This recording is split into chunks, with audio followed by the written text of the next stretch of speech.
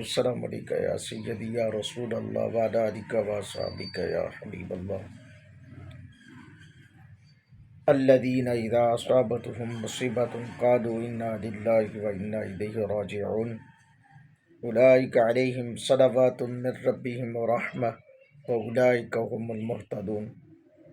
حضرات گرامی قدر، بڑے ہی افسوس کے ساتھ، بڑے ہی دکھ اور درد کے ساتھ یہ بات کرنے جا رہا ہوں کہ آج 13 اکتوبر بروز پیر صبح کا وقت ہے اور مصدقہ اطلاعات کے مطابق کرین پارٹی کے سربراہ امیر جناب علامہ سعد حسین رضوی صاحب کو گولی مار دی گئی ہے اور وہ گولی ان کے کندھے پر لگی ہے،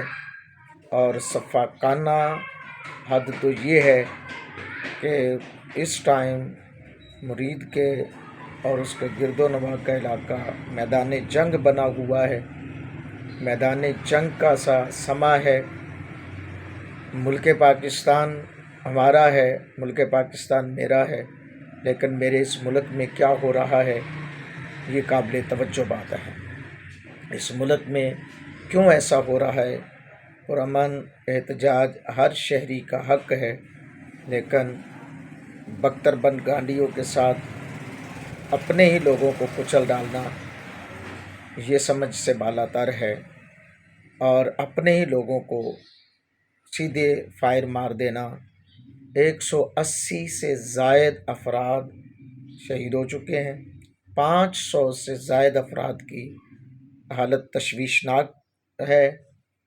اب میں ان تمام تر تنظیمات، تمام تر لوگوں سے گزارش کر رہا ہوں کہ ذرا توجہ کریں، میرے ملک میں کیا ہو رہا ہے، اس بات پہ غور کرنا چاہیے۔